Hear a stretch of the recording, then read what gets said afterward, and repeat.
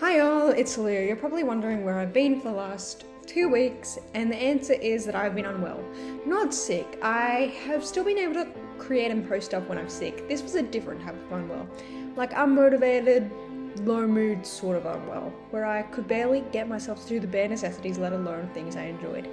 And for me, the low moods and the unmotivation have been something that have been following me around all year, even when I've tried socializing, being active, taking breaks, doing everything that you would expect that would fix that.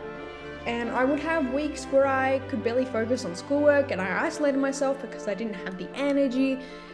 This led to me dialing back on things, trying to get myself some more time, but after many months, it still continued. I would have good days, worse days, and then like at the back end of 2 weeks ago, I would be thriving, and then on the Wednesday, I just crashed. I told my loved ones, and it was met with, it's been going on for a long time. Like it was something that I haven't been trying to get over. Like I haven't been trying everything to pull myself out of whatever this rut is. But it was a loop. I would beat myself up about it, not being able to achieve stuff, then feel worse, then not be able to sleep because of it, and then the next day, I wouldn't be able to achieve stuff and feel worse because I didn't get enough sleep. But finally, the week after the beginning of the low moods, I was walking the dog and I said to myself, this is not a great day for me, but getting through it will allow me to be better tomorrow. And the next day, I felt better.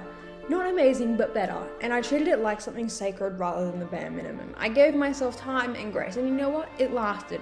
Of course, the whole low moods never magically cured themselves, or the pushing myself too hard, but I wasn't stuck on the couch, barely being able to move. So, it was an improvement. And every time I pushed myself too hard, I would remind myself of that moment. Embarrassingly, for someone who is aware of mental health and my family's history with mental health, it never really occurred to me that it was more than hormones or anxiety, till I actually found a checklist in a op shop book. It was in New Condition. It was from after 2017, okay, so it was pretty relevant. Sure, I always knew I was on the crisp of having depression, but I never actually thought that it was a big issue, because I always marked it down to anxiety or hormones, or I don't know, I just didn't think it could be me because I never truly contemplated giving up.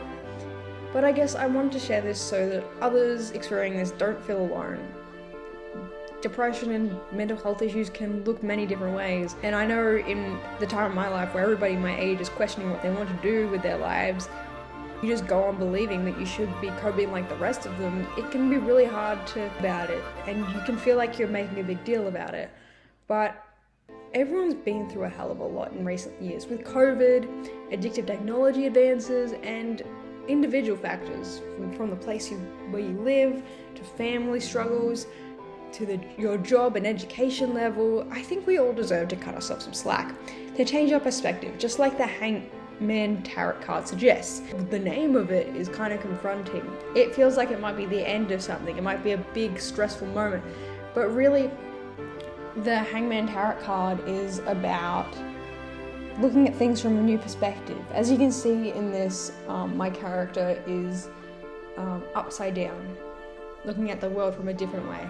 Instead of looking, he's given up, he's instead doing a ballerina position. I don't know, he's taking it in his stride and thinking about it a different way. And I think that's really important.